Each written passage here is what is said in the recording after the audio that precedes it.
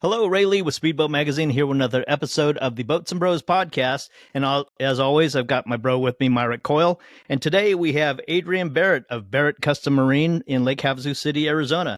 What's up, Barrett? Adrian? How's it going? Good, man. How are you? Barrett, Adrian. Good. You didn't want to leave with Chaco? It's tough. It's tough to keep up because he's got so many nicknames, right? So I like to call him Chaco, and then a lot of people know him as AJ, and they think that's like your real name, but it's not. Yeah, who do you get to thank for that? Yeah, I think it's gonna be Tony and Paul Cheramani. Was it from DCB? yeah. Thanks, guys. Tell the story of how you got that nickname, and then ultimately what it stands for. So I could be a jackass sometimes and joke around, and I got a different way of looking at things. I had a couple other nicknames that were even worse, and Dave and Lynn didn't like them yelling it across the shop, so they had to come up with a cleaner one, and there was no more inappropriate nicknames around the shop. And so they came up with AJ for Adrian's a jackass. And I don't pronunciate. So when I'd be on the phone, like ordering parts or something, it's like, hey, this is Adrian at DCB. People would be like, who? And like one time, it literally like 4 times. And finally, I'm like, did you ever see the movie Rocky? And the guy's like, oh, yeah, hey, what's up? So, because I don't pronunciate it was just as easy to say AJ, and then that was the shop joke when people would come in and hey, here we're building your boat. This is the crew. Here's Mr. Tony, everybody knows, and then Paul and freaking Kevin and all the guys, and then it's like and AJ, and everyone was like, all right, whatever. And there's people that call me in our shop that I'll say Justin on purpose because everybody wants to, and I hear him going there. Are you Justin? He goes, I'm Justice. And they're like, no, I could have swore this guy out there just told me your name was Justin. Like, oh yeah, I do that all the time. Anyway, that's funny. And this is how many years ago? 20 years ago? Yeah. Was it 2000? Oh, 25 years. Yeah. Been in the boat business quite some time, man. Yeah, no, I was there for about 4 years, off and on a little bit. Left for a summer, went back, and I think I have the record for leaving. But it was good times though. Learned a lot from the guys and being around a lot of stuff. That's where I met a lot of the Mercury guys, and met all the people in publishing and stuff too, with going to some of the hot boat stuff back in the day. Helped build one of the chairs for the Elvis Museum. Was it that Carlos did? So I did all the lighting on that. So that's pretty cool. But yeah, I think I remember the first time I ever met you was probably around 2004, 2005 at MTI. You were there like re-rigging one of Mike DeFreeze's boats to make it a pleasure boat, I think. Like cutting the top out of it. Yeah. Yeah, no, it was, and so it was funny. All the West Coast people knew me as AJ because of DCB. And then, DeFreeze and his wife were adamant. His name is not AJ, it's Adrian. And like issue with people. So, like, the East Coast for a long time, like, actually knew my name. And it was funny, was it Gary Stray's half-brother, Chris Roper. Yeah, Roper, I worked with at DCB also. And Roper always called me Hollywood. So, when I showed up, was it Randy and Gary literally started calling me Hollywood. So, at MTI, they would call me Hollywood. I've actually heard Randy call you that before. I didn't realize that was the story behind that. No, it was just... Roper didn't like freaking AJ because he knew what it stood for. Yeah. And so he's like, no, you're more Hollywood, you're all fancy and this and that, blah blah blah. So I was like, all right, whatever, And so it was just funny. And the other day, Sism's freaking showing me his phone. He's like, I'm texting this person this or whatever, and it literally said, was it Adrian AJ Hollywood on his phone? And his phone. Yeah, for the contact name. If you couldn't remember my name. Yeah. That's funny. I wonder what year on my phone is. I think I always type. One thing I will complain about when I do try to call you, though, it literally has like 6 phone numbers, and I always hit the one that sends me right to the shop. And I'm like, I'll try to call his cell. And she's like, well, he's right here. Do you want me to just hand it over? I was like, I guess. Hey, delete all the numbers and I'll just text them to you so you actually have it. Yeah, I just need the one. Because it's funny. Yours comes up like you spent some time like setting up your page. Look Well, I at actually this. did do it. I did the. He's got a I have picture to of a change my boat. but yeah. You know Yeah, what that yours one? says for Is me? it is it the old G? Yours says shop boy at Barrett Custom Marine, Adrian Barrett. I don't know why it says shop boy, but it does. That's funny. You must have put that yourself or something. That's funny. Shop boy, that's what I'm gonna start calling you. Hey, shop boy. Well, I mean, I just keep getting passed around with the team, so you know. Yeah. Fits. Like, just call me whatever. You have to change jerseys all the time. Yep. Yeah, which team am I taking care of this week? Collection of jerseys. Yeah. I had such a good collection that one of my friends, I was going to throw them all away, and she came and got them. And then I was at a race one time, and they were all drunk on her dock, and she went and got a bunch of them out, even ones that people gave me, like Doc Jansen, Snowy Mountain Brewery ones. And one was like a fishing jersey from when I was in a fishing tournament. I had to have it. And they like went through like, good luck, Myrick, with all my jerseys on, like 10 or 15 of them in a row. It was a hilarious video. I'm like, hey, I don't think I wanted to throw that one away. Anyway. At Michigan City, I didn't realize it said skater down the side of the MCon jersey that you guys gave me. Yeah. And Randy starts, like, every time I'd go back to the MTI tent, you know, somebody would give me crap about it. Like, well, where you been? And, you know, like, oh, you don't like us anymore? You know, it's like, dude, I'm going to get kicked out. What are you talking about? And Randy's like, we need to fix that jersey, wear that in here. And I'm like, well, it's your fault. You're the one who sent me over there. And I didn't realize it's a skater. And he's like, look at this shirt. And he grabs my shirt and like jerks it. He's like, I'm going to fix your shirt. He pulls out a little MTI sticker and he puts it on my chest. He's all, you go tell Tyler to fix it. That's hilarious. Go away, Hollywood. Yeah. That's fun. So tell us how you got into the boat mechanic industry. All of it was an accident. Went to trade school to be a car mechanic. Barely made it through high school, and when I told my dad I wanted to go to trade school, he's like, "You just barely graduated from high school, and you want me to pay how much for 6 months of school?" He's like, "Now, and so we had a little fight, and then finally he's like, "All right, well, if that's what you want to do, let's do it." And he's like, "Why don't you take the summer off?" And I'm like, "No, I'm graduating on Thursday." They picked me up from grad night, took me straight to the airport. Freaking Friday, I ended up in Laramie, Wyoming, with a bunch of rednecks and freaking don't know anybody. You know, here I'm a Southern California boy, don't know any different. And what was their nickname for you? Oh shit! What do they call me? Man, I had a couple. Was it because I mean they're all a bunch of rednecks, dude. They had their jeans were painted on, and you know they at the time I had my tongue pierced, so they're giving me a hard time about that. And I'm like, dude, you're saying I'm gay because I'm from California, dude. Chicks wear pants like that, like where I'm from. I'm like, you even got a camel toe. Like, what the hell? That's hilarious. Camel toe. It was culture shock, man. You know, I bet. I bet. So you were 18 or 19? Yeah, 18. Jeez. So, you know, they're like, "Oh, you're baggy clothes." I'm like, "This is a pair of Dickies, dude. They're not even like baggy. It's just a regular pair Yeah. of pants." Yeah, it's funny. So, but anyways, I went through that, and my uncle, that like the only boat I ever rode in as a kid, is like, "Hey, why don't you look at working on boats? I pay as much for my boat as my Mercedes." And you know, he was well-to-do out of up in Idaho, and he was retired early and stuff.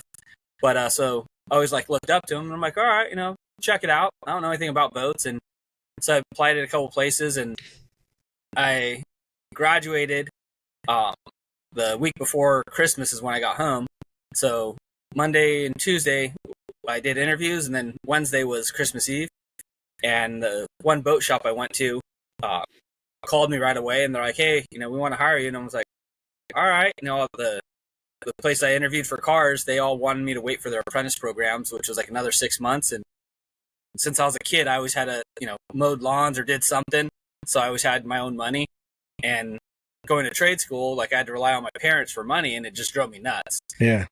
So when I came back, my dad's like, "Oh, you can just help me with with my business and this and that." And I'm like, "We barely get along. I'm not going to go work for you." Like, yeah. Me and my dad can't even like assemble anything together. We're fighting. Yeah. It was just like, I'm like, nah, I want to get my own job and stuff. But all the manufacturers wanted me to wait for their apprentice programs, and boat shops like, "Yeah, we want to hire you." I'm like, "All right, when would you want me to start?" They're like, "Can you start Friday?" I'm like this Friday? And they're like, "Oh, yeah." And I'm like, "Okay, I'll see you then." And where was that just a regular service shop, or did they have sales? And what was it? Yeah, they did sales and production. Was it in service? In North County in San Diego was a place called Boatland. Oh yeah. And so chaparrals, pro crafts, that's I do all the final rigging for the chaparrals, and then also do like custom rigging on the bass boats. All the electronics. Yeah. And I'd start putting stuff together, and like all the wires would be hanging off, for the back of the Garmins and stuff, and I'd zip tie everything straight, and I'd measure everything so it was all perfect and stuff. And my boss would get pissed. He's like, "You're wasting time. Nobody gives a shit about that." And it's like, "All right, whatever. Like, it just looks like crap, if you don't." Yeah. And the customers would always come up. They're like, "Oh man, this looks killer. We really like how you did this." And it's like, "All right." And the guy that actually did all the bimini tops and boat covers also did them for DCB. So he'd always be like, "Oh, that's like DCB." And I'm like, "Who's that?" I didn't know anything about boats. Yeah. And so just kept doing the boat thing, and then ended up going to Mercury school, and that's where I met Darren on his first week of working for DCB. That was going to do all the service work for them. And I mean, he was a hot rod guy, gearhead. Like, he knew everything about engines, but he didn't know like the Mercury stuff. So we worked together through the class, and we ended up figuring out we're both from San Diego, and I'm like, "Oh, you're from that DCB place, I heard," and because they say like where you're from and everything. And small world. Ended up being girl I was dating at the time's brother was his best friend's neighbor. Oh my gosh, small world. Cars, and yeah, and he's like, "Oh yeah, no," he's like, my buddy's neighbor has this car." I'm like, "There's no freaking way there's another truck like this, especially in Ramona, which is like a small town in San Diego." And so it's just like small world, and we got along and hung out that whole week, while we were at school. And then so when I wasn't happy the way things were going at Boatland, because they're like, "Well, we can't give you another raise. We don't want to send you to school." I'm like, "That ain't happening, dude. Like, I want to make more money. I want to learn about X dimensions." Yeah. And so I started going down. My day off was Monday, and so I go by DCB and like go check it out. And I, and I meet this guy, and kind of arrogant and douchey or whatever. And he's like, and I'm like, "Yeah, dude, I just want to clean the floors on Mondays to just kind of be around some of this hot rod stuff and kind of learn about X dimensions and setups." "Well, I don't want you to learn my trade secrets, and like we have a certain way of doing things, and like we have a lot of top secret stuff around here. Like, you can't just walk in here. How do I know you're not spying on me from Eliminator?" And I'm like, "What the fuck?" And I'm like, "This guy's out of it." And I'm like, "Whatever." And I had my my resume, and I didn't know any better. I just like went on the internet and tried looking up like some cool boat, and ended up being I forget if it was 19 or 21 Daytona with an outboard. And that's what I had like on my cover sheet for my resume. It's an Eliminator. And so he's like basically like telling me how awesome like they are, and like you're not allowed in here and all this stuff. And I'm like, "Whatever, dude, you're a little on the fruity side anyways, whatever." And I'm about to walk out. He actually reads my resume. He's like, "Wait a minute, you've gone to Mercury school?" I'm like, "Yeah." I'm like, "I actually went with one of the guys here, Darren." He's like, "And you're bilingual?" And I'm like, "Yeah." I'm like, "A little bit." And he's like, "Well, what if I offer you a job?" And I'm like, "You just told me this is all top secret shit, and you don't want anybody else in here. And you're like running me out the door. Next thing you know, you're offering me a job." I'm like, "I'm not looking for a job. I said I'd work for free." "Well, if I, thought of, and maybe, and it goes back and forth. And I'm like, what the fuck's going on here? This is weird, and I didn't know who I was talking to. Well, that's how I met Dave. And, and so we ended up going, and he ended up, I'm like, all right, fine. I'll entertain you hiring me. So he's like, all right, hold on. And he calls all the guys in and they start asking me a bunch of questions and all this stuff. And, they're like, I answered all their rigging questions that they asked me and electrical stuff. And they're like, all right, we'll hire him, Dave, whatever. So eventually ended up, getting a phone call from Tony. You still want to work here? And I'm like, yeah. And he's like, well, we close in 45 minutes. So if you want this job, your ass better be here to sign this. And I'm like, I'm in Temecula, dude. I'm like an hour and a half, 2 hours away. Well, if you want this job, we'll see you in 45 minutes. Bye. So I'm like, shit. I'm like, I gotta go. I freaking jumped in my little Toyota pickup, freaking winging the thing all the way down there and made it like just in time. And, and so ended up signing up and going to work for them then. And, obviously that's when all the DCB stuff started. Yeah, that's cool. That's an awesome story. My nickname at Boatland was actually better. They called me Junior because I was a baby in the shop. So it was a nicer nickname at least. That's what they call Preston at work, Junior. That makes sense though. Yeah. Dylan Seuss. Dave and Tony are really going to Dave and Tony are really going to appreciate those impressions you have of them. I mean, I got better ones, but do Miller. Huh? Do Paul Miller. Machine.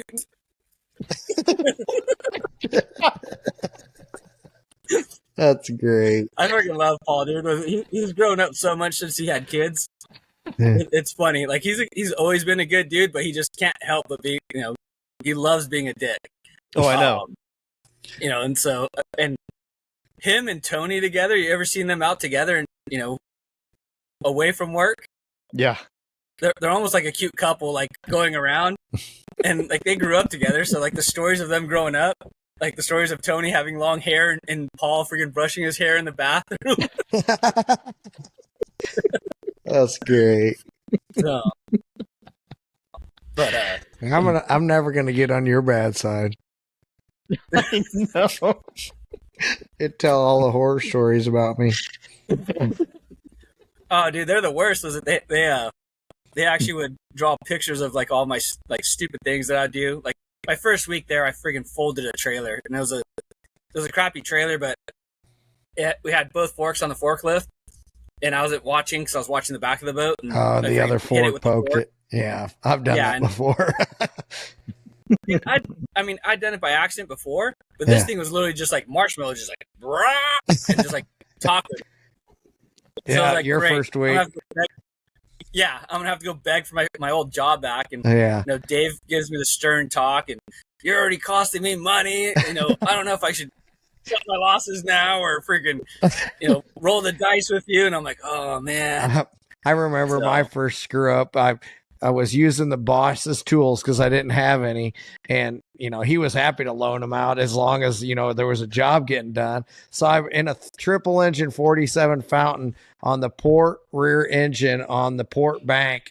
I'm taking the spark plugs out, and there's a battery buried back in there I didn't know about, and like blew a hole in his fucking ratchet.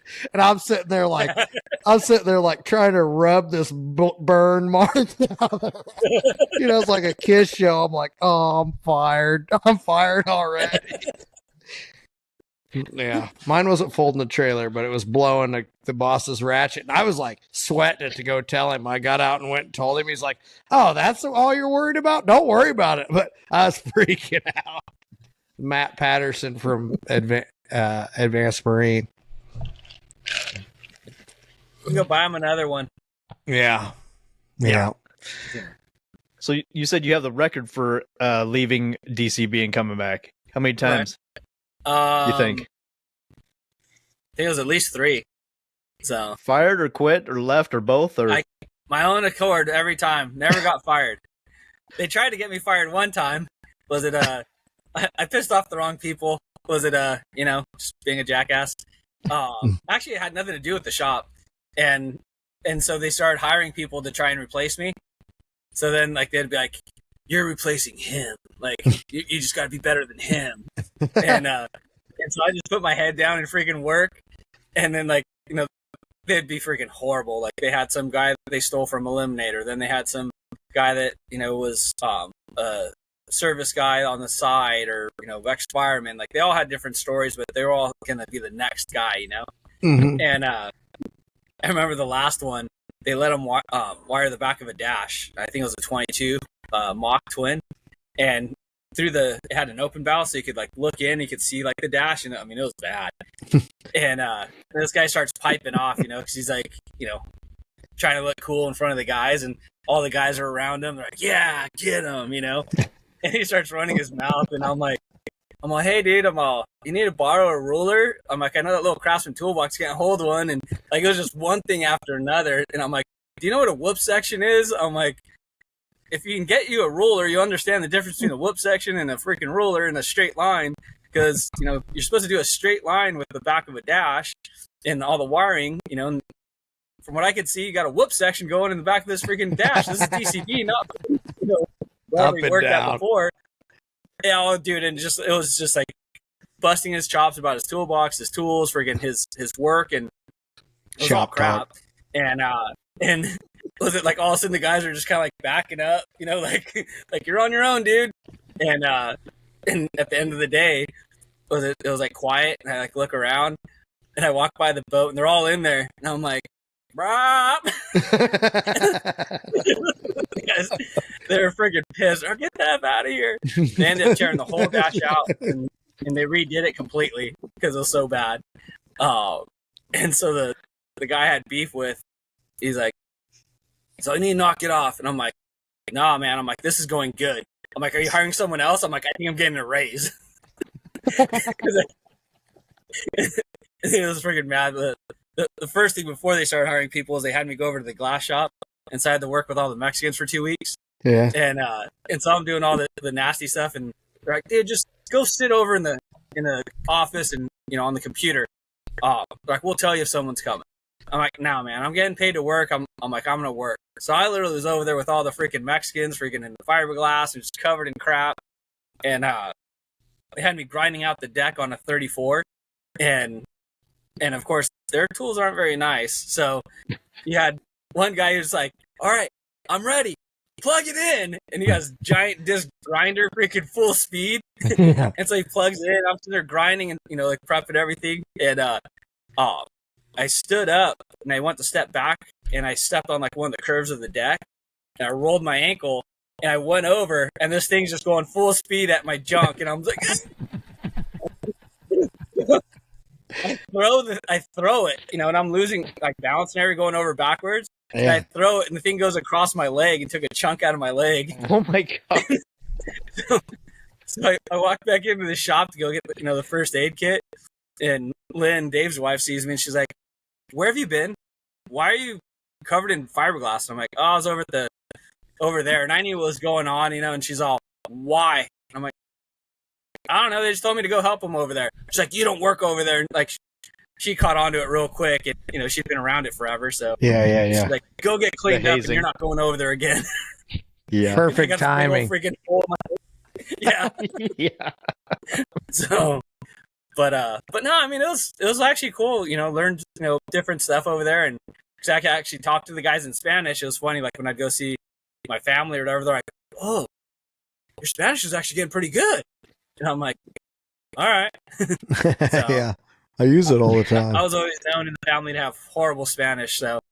And then whenever my aunts would start like piping off to me, I'd just be like, "We're in America. Just talk to me in English," because they couldn't speak any English. Which is my nickname for you is your late Aunt Marilyn on Facebook. When we posted a picture of you working in one of the engine compartments at the races in Key West, you had your head poking out, and she's like, "Oh, my sweet little Choco."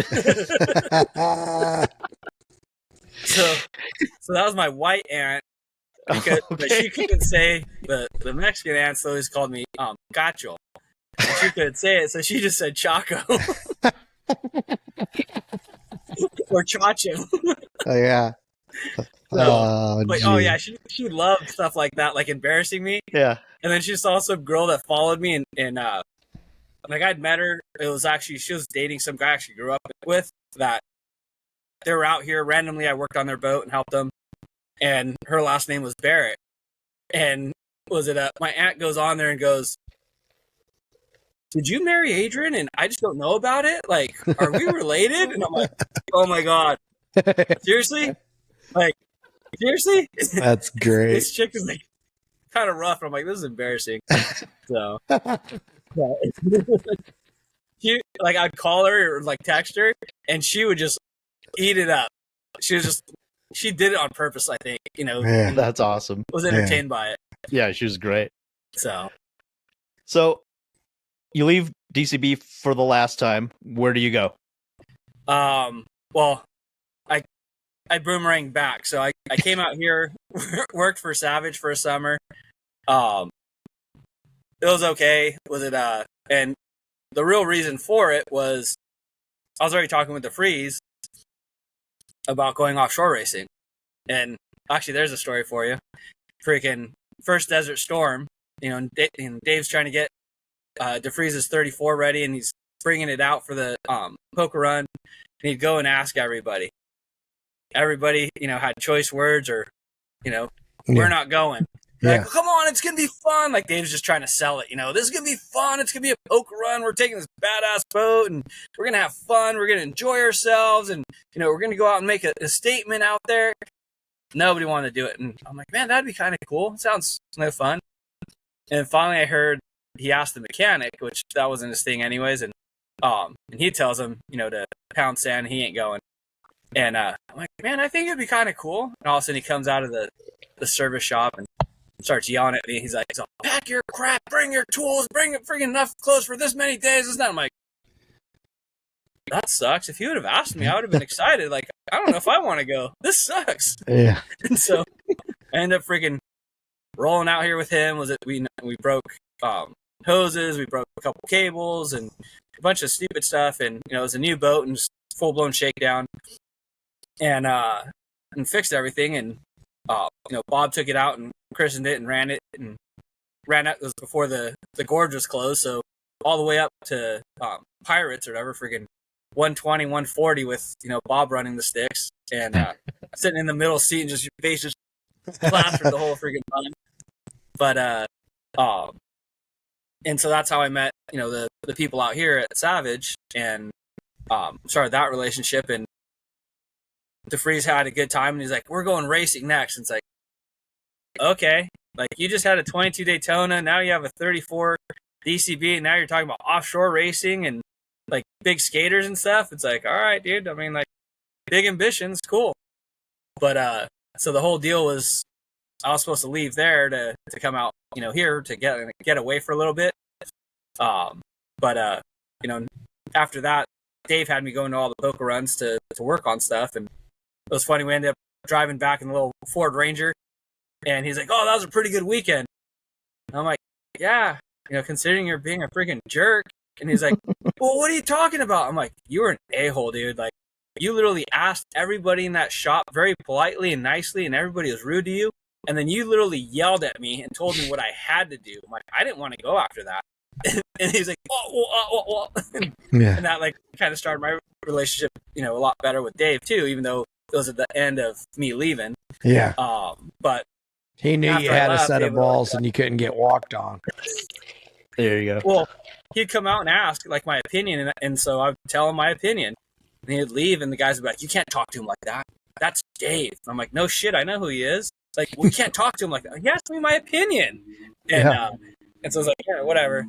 So I've never known how to sugarcoat stuff, and, you know, but that's why I ended up having a good relationship with him. And but yeah, finally, you know, a year late, things that happened out here was it only time I ever got fired. I pissed off the owner of Savage. Was it basically I called him out on he was telling me old Steve LaFron.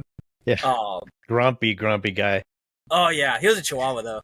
Yeah. Was it he liked to, you know, bark a lot and scare everybody, but there's a story behind the Chihuahua too. But now they're all the I'm dirt. trying to tell his customer that there's all this stuff wrong with this boat, and I'm like, no, there's not. And like, I'm like, this is all that's wrong with it. And he got pissed off. He's like, "Don't you undermine me?" And I'm like, "You didn't even look at what was going on with the boat." And I'm like, "It's not that bad. Like, this is simple. Screw you. Get out of my shop." All right. So it's like the only time I ever got fired. You know, and the funniest part is, like, was it a year and a half, 2 years later, I ended up buying the shop and owning it. Oh, So, yeah. Savage cool. Marine. Yeah. So, but yeah, went, took off, went back to San Diego, worked at Nordic for about a month, and then went back to San Diego to work for DCB, and Dave's like, "When are you coming home?" Like every time I'd see him, and I'm like, "Whatever." I'm like, "Price is just going up." He's like, "What do you mean?" I'm like, "Dave, I only made $400 a week when I worked for you." "You did?" And I'm like, "Yeah, you'd never give me raises." He's like, "What do you make now?" I'm like, "I make $800 a week now." "Oh, well, I need to talk to Lynn and think about it." I'm like, "Go ahead and think about it," because I'm like, I get $1 raise every other paycheck. He's like, "Why?" And I'm like, "Because they don't want me to leave." He's like, "Oh, just come home. Just come home." Yeah, that's funny. All right. Hello, we'd like to welcome our latest and newest sponsor, Lunar Marine. And Myrick, you've got firsthand experience on using their stuff. Tell us about it. Yeah, I mean, with performance power boats, we've been using some Lunar stuff. We're actually using their cleats and some other stuff that they make, quick release pins and things like that. But now they're getting a little bit more into it, and they're doing some jack plates and things like that. So I'm excited to use that. They just sent me the drill jig the other day for their new jack plates, and it's some quality stuff. It's when you do it every day and you feel something that's just that nice, it seems like jewelry to a boat guy. So, and that's kind of the way that I'm thinking of it right now. Yeah, That's quite a compliment. two-man show that's really pushing hard, and I'm excited to support their product.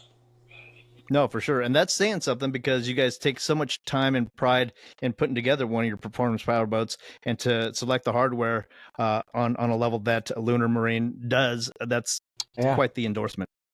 Yeah, and I mean, for what I do, some of it's even custom, and he's really helped me out with that. Right now, 50 Mystic of Zolwax is out there, and it's got pin cleats all over it. It's actually got 16 pin cleats, and it's kind of a pain in the butt when you have this pin cleat. I mean, for me, as your only resource with no cleats on the boat at all. So I sent him some measurements, and I was like, I don't want to do a lot of body work to, fix all the body work and all the paint work. He goes, I'll build you a custom cleat that goes right over that, that'll, match like the contours of the boat. I wanted it rounded. A lot of the hardware is silver. And he does silver hard coat or whatever hard coat you really want. And, so he's making this custom cleat, which I'm excited to put them on and, try his products out even more. Yeah, that's awesome. Check them out at lunarmarine.com, or you can call 833-562-6287. Ask for Kevin at Lunar Marine. Thanks, Myrick. Thank you, Lunar Marine. So I did that for a minute, but Dave and Mike were super close, and Dave would tell Mike that he didn't need me full time, and then Mike would tell me that he didn't want to piss off Dave. So when we first started racing Supercat Light, literally my schedule would be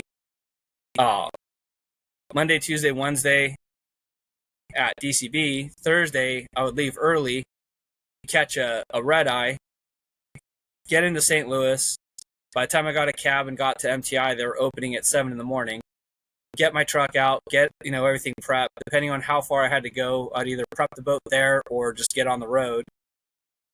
Practice Saturday, race Sunday, either drive all night Sunday or early Monday. And by Monday night, I'd be on a flight back to San Diego, back to the shop. And if we didn't have a race, then Dave would send me out here, and I'd stay at DeFreeze's condo and then do his warranty work and do stuff for him out here. I see. So that was out like here literally being Lake Havasu instead of San Diego. Yeah. Well, yeah, I mean, I worked in San Diego, but then he'd send me on the weekends. Yeah. So it was just nonstop on the road. And I told DeFreeze, I'm like, dude, I need to be full time. And he's like, no, I don't want to piss off Dave. I'm like, I'm going to tell you guys both where to stick it pretty soon. I'm like, because you guys are going to kill me. Like, literally, you guys are going to kill me. And so finally, I went on with the freeze full time and did all the cat light. And then when we were building the super cat, then that's when I met Myrick, and I converted the cat light boat into a poker run boat. Yep. So, Team CRC. Yeah. Yep. And so of course had that was at MTI when MTI had the whole back was just a big old open area. It was huge, like nothing in there really. Yeah, they were just getting that building up and going. We watched that go up through that season. We'd be at the old shop, and I remember going over there with Randy, and just be a slab, and he'd go get a 6-pack, and we'd have a couple beers, and it's like, well, here we go, and, and so it was so huge at the time where we were like, what are you going to do with all this space? And now it's like 50s in there at a diagonal, in the same building. Yeah. It's crazy. No, and I mean, the place was massive. I mean, you'd have, 44 rudder boat in there, and, no big deal. There's tons of room. They had the Bacardi boat going on back there. Yeah. But yeah, that was a pain because I worked for DeFreeze, but I answered to Randy. And so if Randy needed me to move a boat for him, then I had to go do stuff for Randy. Yeah. And, if something was Mike would ask me what's going on with the race boat. And if I said a little bit of this, a little bit of that. Yeah. And it wasn't what Randy said, then all of a sudden I'm in trouble with Randy and I'm getting chewed out. I'm like, I don't even work for you, man. Yeah. So it sucked. I was in a bad spot. The funniest was remember old Benji that worked with I forget what fountain team he was racing with. But he was working out of there for some reason too. And so MTIs would have like small systems, it was a small cockpit, but being that this was going to be a West Coast boat, I did 2 10-inch subs behind the seats. I had boxes made, so it was all tucked, behind there. Then I had, speakers, I forget what, like 6 or 8 speakers throughout the boat, and had the amps and the batteries up in the front, and Mike left the plug-in transmissions on it, so the CG was too far forward, so I was trying to push stuff forward anyways, and to balance the boat out. And I'll never forget Benji coming out. Was like, what the hell is this? And I'm like, oh, it's a stereo cable. I think it was like 1/0. He's like, this is bigger than what powers my town in North Carolina. And Randy would come out and you'd see like the sub boxes and like all this stuff. He's like, what are you doing, Hollywood? You're ruining my boat. Yeah. What the hell is all this? And whatever like, happened to that boat? It's back east. Oh, yeah? We see the guy every year at Key West, and I always forget his name, but always recognize him. He's actually running one of the super stock boats now. Oh, wow. And but he still has the boat. He bought it. He was the, I think, 2nd or 3rd guy to own it after DeFreeze sold it. Really? And I rigged the back of the dash, like a DCB. It's all straight. I made everything. Dude, I remember that day. I remember the day that you were like putting tape on the top of the canopy, like where you were going to cut above the window line. I was like, guys, I'm putting a boat together. He's opening a big can of worms right now. Oh, God, it was horrible. Yeah.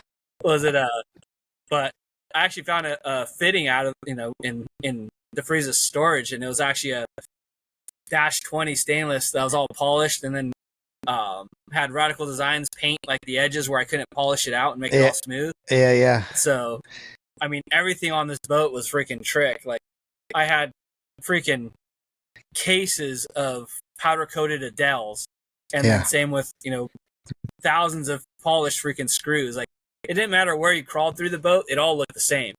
Was all the accent purple or was it orange? It was both purple and orange. Yeah. So the Dells were purple, and then the fittings I did orange. And then when the motors went back to Teague, I had him paint them that Tangelo orange also on the block. So it was beautiful. So I wonder who the guy that. Yeah, it's funny.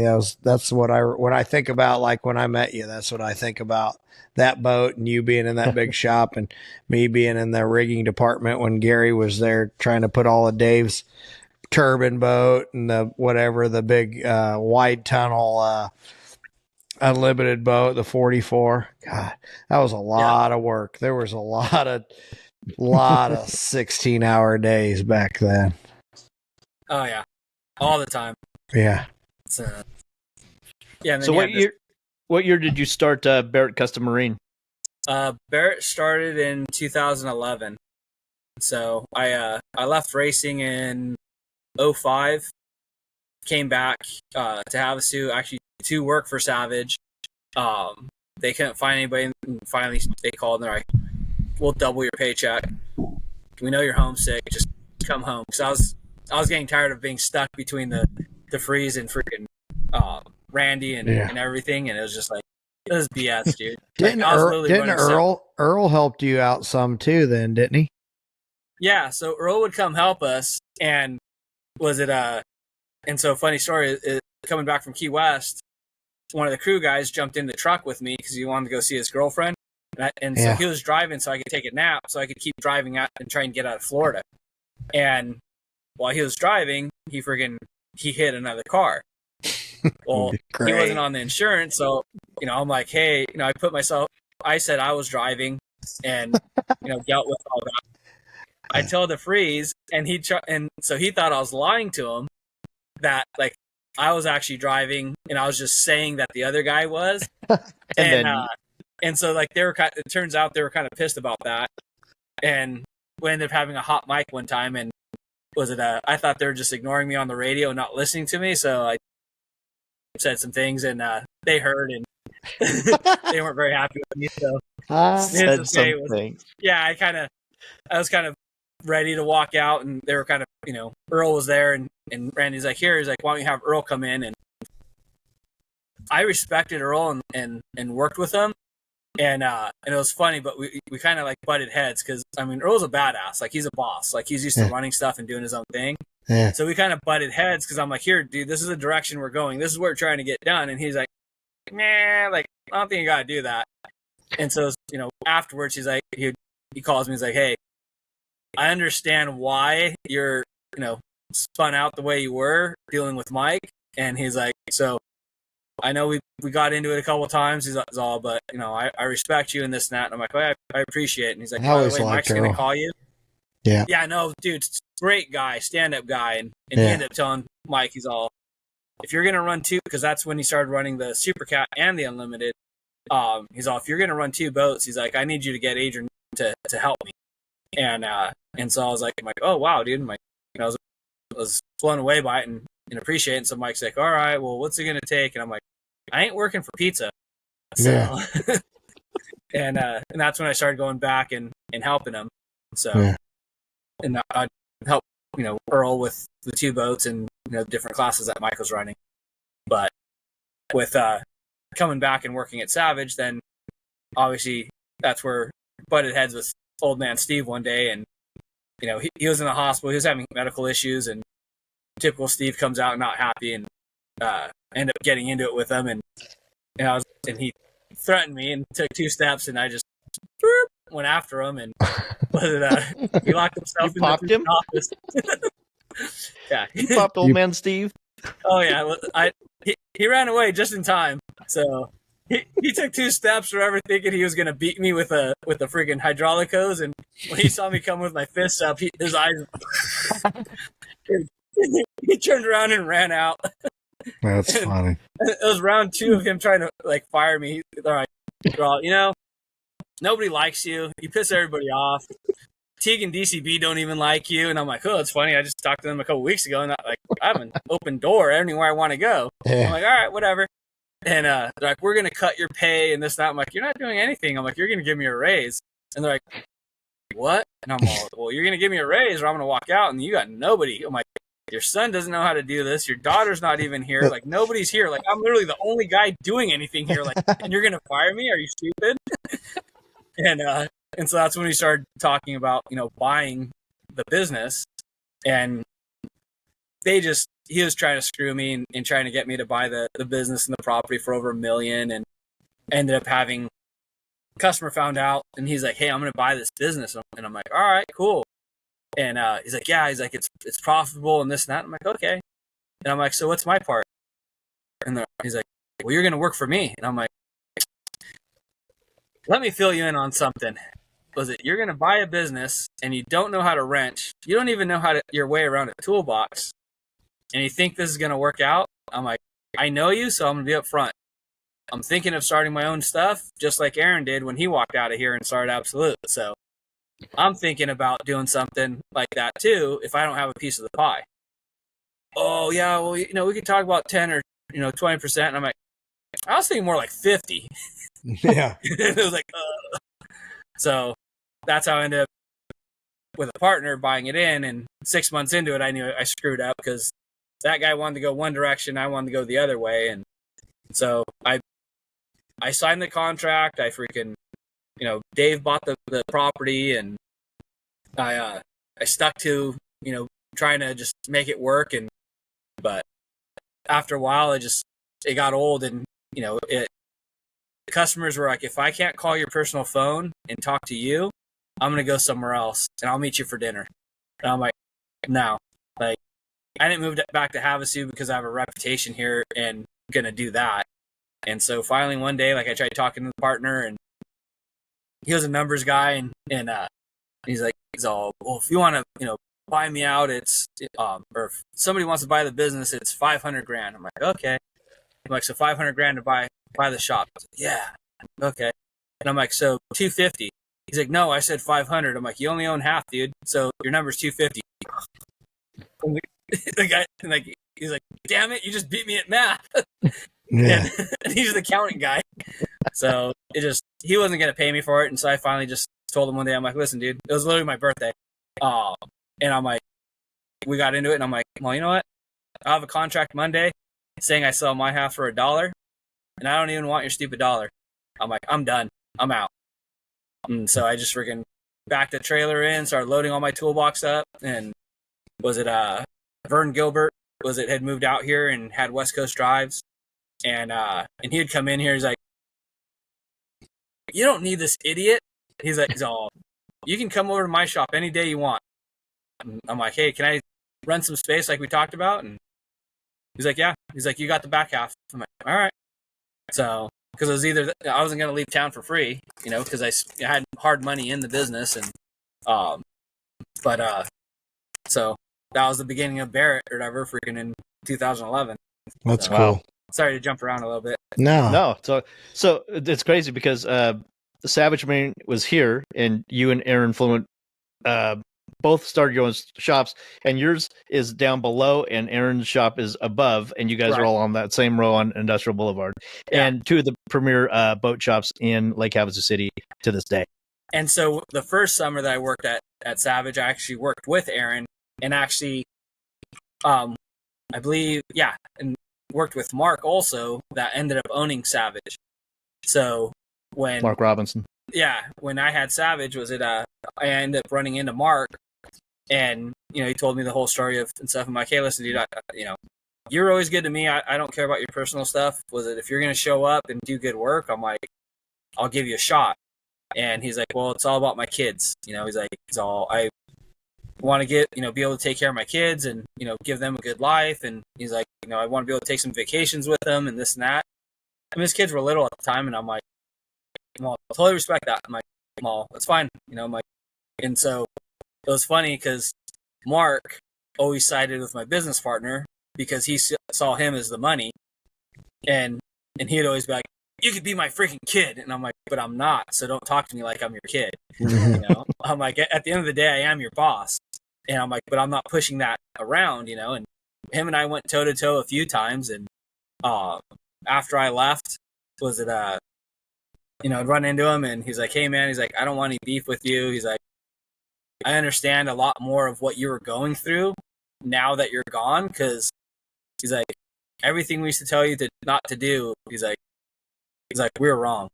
He's like, you literally had the shop busy. He's like, the phone always rang. Like, you always had business coming in. You'd have boats that weren't even on the schedule showing up on, Monday morning or whatever. And he's like, so you actually did really well. And so when he took over, he actually came down one day and he's like, tells Roy, he's like, hey, Roy, go open the big roll-up doors. And Roy's like, what's up? He's like, AJ's head's going to get really fucking big right now. And I'm like, so he's just like, hey, he's like, I'm just giving credit where it's due. He's like, I saw everything that you did. I've seen everything that you've done with Barrett. He's like, I'm basically following what you are doing. And he's like, my business is prospered because I'm watching what you're doing and how you're doing business and how you treat people. And Yeah. he's like, and that's why Savage has come back from since you left. And I'm like, you just got to answer the phone, man. And he's like, well, he's like, I know I owe you credit for that because of how you were treated before. And I'm like, That's cool. if you need anything, Mark, At least he That's manned awesome, up. Yeah. Oh no, he was a man's man for sure, you know, and he's just one of those guys that, you know, it was always funny to kind of, you know, give him a hard time because, you know, he's always like serious and like kind of grumpy and but if he knew you and he liked you, like he would do anything for you. You know, Yeah. he was an amazing freaking person. Yeah. But, you know, he had a past like we all do, but at the end of the day, like he wanted to make it right, especially for his kids, and you know, he set up the path for the kids, you know, and the business that they have now. Yeah. That's cool. And he passed away a year or two ago, right? And so Yeah, I know. I Rest in went and saw peace. him in the hospital before, and him and I talked. Was it before? You know, he passed, and you know, good dude or whatever. So yeah. he just wanted to be remembered the way, you know, he was before, and you know, we talked, and you know, he's like, I just want to see my kids do well, and I'm like, you set them up, dude. Like, Yeah. they're good kids. They're smart. You know, they're, you know, driven. You know, Jesse's a badass little engine builder. When he was a kid, he was a badass RC, you know, car driver, and so talented kid, and you know, whatever he puts his mind to, and same with his daughter. You know, they're great people. Yeah. And then fast forward to recent days. Now you've got Tony and Paul bringing their DCBs to Barrett Custom Marine for service, right? Regular maintenance and service when they were in El Cajon and now in Phoenix. Yeah, And they'd bring stuff out. Was it so when I had Savage, or even like when I first started Barrett, was it, you know, we'd do their warranty stuff. A cool one was one of the last power boats when they brought out a 29 with 710s. And, you know, Dave came by the shop. We changed gear cases and gear ratios and props and all this stuff. And just the boat would hit a wall. And so he's like, oh man, I'm like, here, I'm like, try this and try that. That's not going to work. And Darren was with him. And Darren's like, Dave, he's like, just listen to him, try it. Like, he literally just got done with offshore racing and stuff. Like, he probably learned some stuff. And so he's like, so we do a little tweak here and there, go out, run it, and pick up 2 miles an hour. Comes back, he's like, that worked. And I'm like, okay. I'm all, you want to try some more? And he's like, yeah, let's try some more. And then they ended up getting, I think it was like 5 to 8 miles an hour more out of the boat with, you know, just tweaking with the setup on it. And so then all of a sudden Dave's like, he's like, well, I should have just listened to you. And I'm like, all right. So that must have felt good too. Hey, can I get that? Yeah, Can I get that in writing? Never. Yeah. Pat on the back, never gonna Right. be in, you know, public eye. And then So- more full circle stuff. You're now crew chiefing for Randy and his MTI race teams.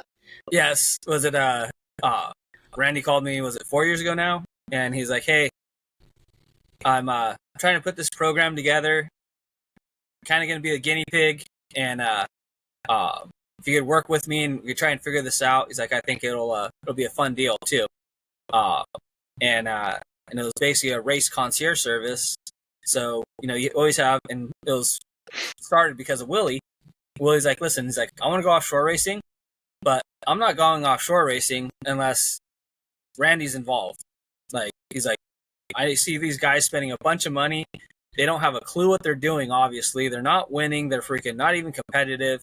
He's like, if I'm doing this, he's like, I want to hire the best, and he's like, I want to have a chance of winning. So Randy's like, hey, he's like, I want to bring you on as the crew chief for the MTI race support. And I'm just like, all right, well, let's try it. And so I didn't know Willie. You know, I show up, the boat's all together. We're going over the boat and checking stuff, and so, you know, it's always fun meeting somebody for the first time. You know, especially well-to-do people. because you never know, how they're going to take things. And I'm like, all right, Willie, I'm like, we have to have a real conversation here. And I'm like, no bullshit. I'm like, do you want to be serious about this, or is this just to tell your friends that you go offshore racing and you're an offshore race guy and, you kind of puff your chest up a little bit about it? And he's like, well, yeah. And I'm like, well, do you want to win? He's like, of course I want to win. I'm like, well, do you actually want to earn it? Or like, just like if we're running around by ourselves, like, yay, we're champions because we didn't race anybody. And he just starts laughing. He's like, no, he's like, I want to earn it against people. And I'm like, okay. I'm like, so I need to know everything about this boat and like what's going on with it.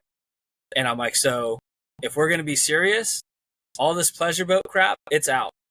And he's like, well, Randy told me that, I could take it to poker runs and I could pleasure boat it and this and that. And I'm not saying Randy's wrong, but if you want to be serious about racing, we're racing. This is going to be a race boat, not a poker run boat.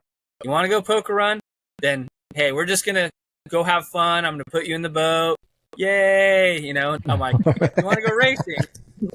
All this pleasure boat stuff, it goes out, and he's like, I want to go racing. I'm like, okay. And I yell at my guy, Roy, that's up on the deck, and I'm like, start tearing all this stuff out. And one of them Chad guys come by, and Connor just started for MTI for rigging, and they're like, hey, we want you to take this kid under your wing and kind of teach him, about the stuff. He works at the factory. I'm like, all right, no problem. And so I'm like, yeah, we're taking all this stuff out. He's like, isn't this a new boat? I'm like, yeah, it is, but we're taking everything out. So, now it's all just the stuff that makes it comfortable. Yeah. And of course we had Gary Ballou on the sticks, and that dude's freaking old school and freaking hardcore. He's like, take the suspension seats out. We don't need those. And Willie's like, you don't touch my seat. Yeah. I remember somebody telling me, Gary, I think it was Johnny telling me that Gary's so old school. He had pieces of tape on the Garmin screen with the bars on there. He did. I was like, what? Don't touch my tape. Don't touch my tape. Don't touch my tape. I'm like, Gary, I'm like, the gauge is. moves. Like, that's what you got to pay attention. It moves. He's like, don't touch my tape. All right. That's hilarious. And even you were a crew chief for Myrick and Tyler for a little bit this season. Yep. I had two honor races of crewing for Tyler and Myrick on Lotto and Michigan City. Those two guys are freaking dialed. I got to take my hat off to Myrick and Tyler, dude. Like the communication is second to none. They work well together. They know like each other's move, It's nice that Tyler listens to me. That's a big thing. Oh yeah. That's huge. When you have a throttleman trying to tell a driver something and a driver is trying to tell the throttleman something and they pick up on it right away, then it's freaking badass. You could see it, and obviously it's proof in the pudding, with winning back-to-back races, especially against two teams that had a lot more seat time in the boats than they did. Yeah, I was excited to do that.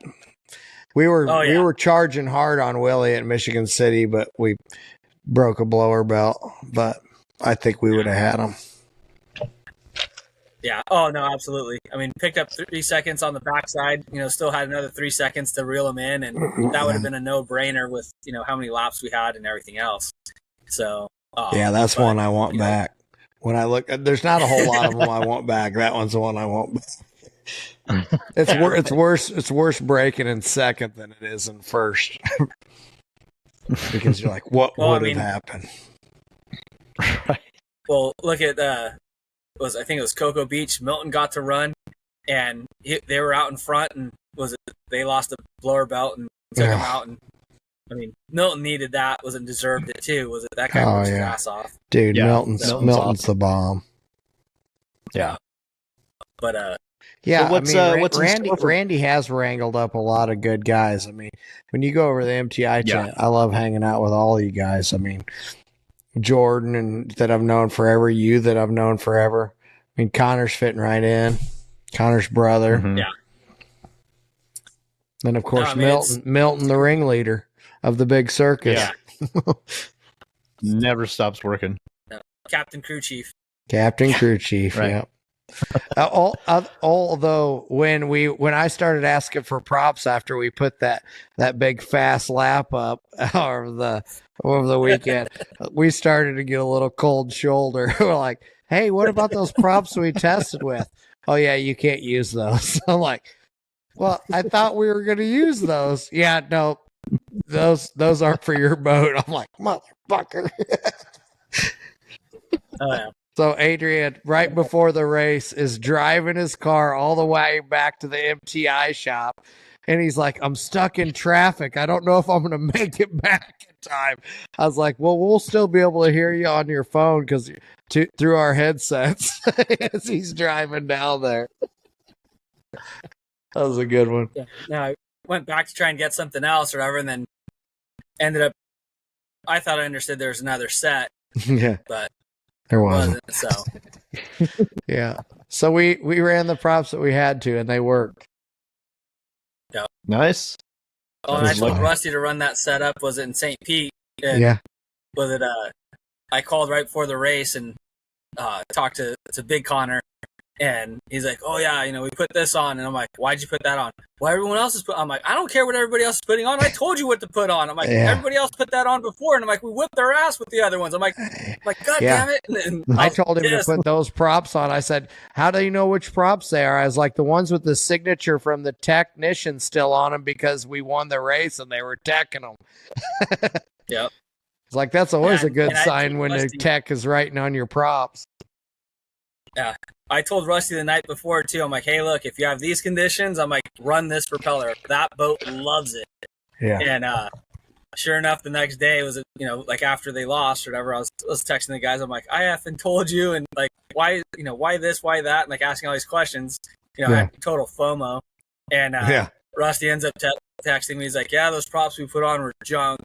We should have put those other ones on." I'm like, Yep. Yep. Nobody listens to AJ. No. "Oh, I mean, you're not there." Right. So, Yeah. Yeah, it does. The funny thing was, go ahead. It's hard. It's hard to listen to somebody that isn't there. You're like, well, you don't know. What about the conditions? They could be different. Stuff like that. It's hard. Yeah. I'm gonna kill that dog real quick.